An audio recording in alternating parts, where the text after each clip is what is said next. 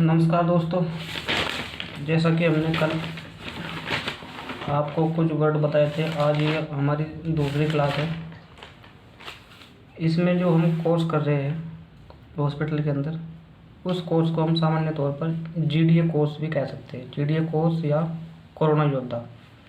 GDA का मतलब है general duty assistant. General duty assistant को आप नर्सिंग सहायक भी कह सकते हैं। मेडिकल का कोई ऐसा क्षेत्र नहीं है जहां नर्सिंग सहायक की ज़रूरत न होती है।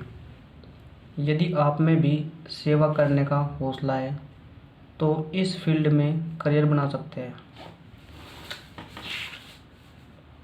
इस कोर्स के लिए कोई मेडिकल डिग्री डिप्लोमा की ज़रूरत नहीं है। अगर आपने 10th पास किया है, आपकी उम्र 18 से 35 के बीच है, तो आप भी अपनी मेहनत ईमानदारी से इस क्षेत्र में करियर बना सकते हैं।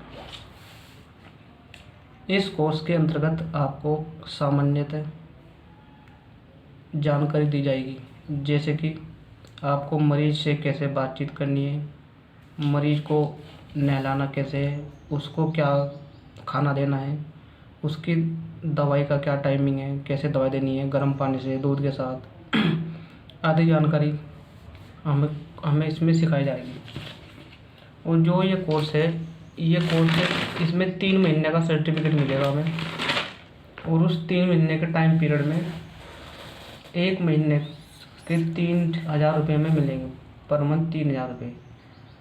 और इसके बाद हम किसी भी प्राइवेट हॉस्पिटल या फिर अगर कोरोना की तीसरी लहर आती है तो गवर्नमेंट में भी हम कार्य कर सकते हैं। तो अब आगे हम जानते हैं इसमें ओपीडी आईपीडी क्या होता है। अभी हाल ही में प्रधानमंत्री नरेंद्र मोदी ने Ayushman Bharat health infrastructure mission launch किया है। यह योजना पीएम मोदी ने यूपी में वाराणसी से 25 अक्टूबर 2021 को शुभारंभ किया है। यह योजना भी हमारे कोर्स से ही संबंधित है।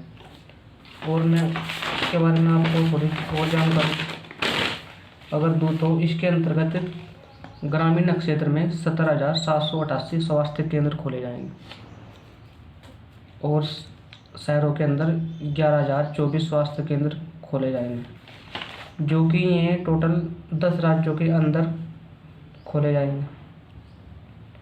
और इन स्वास्थ्य केंद्र पर जो जैसे हम कोर्स कर रहे हैं, इन्हीं लोगों को ज़्यादातर रखा जाएगा। अब देखते हैं हम ओपीडी विभाग क्या होता है। ओपीडी की फुल फॉर्म होती है आउट पेशेंट डिपार्टमेंट। इसको हिंदी में कहा जाता है बाह्य रोगी विभाग। सामान्य तौर पर जब मरीज किसी भी हॉस्पिटल में जाता है, प्राइवेट हो या सरकारी हो, तो वहाँ के कर्मचारी द्वारा मरीज को ओपीडी विभाग में भेजा जाता है। ओपीडी विभाग में हर विभाग के डॉक्टर अलग अलग बैठे होते हैं।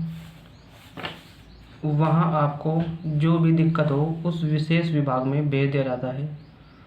तो वहाँ पर आपसे कंसल्ट यानी कि बातचीत करके वो पता करते हैं कि इस मरीज को कैसी बीमारी है, कौन सी बीमारी है, ये ओपीडी में ठीक हो जाएगा या इसको आईपीडी में भेजना पड़ेगा। फिर वह यह निश्चित करता है कि आपको ओपीडी में ही रखना है या फिर आईपीडी में भेजना है।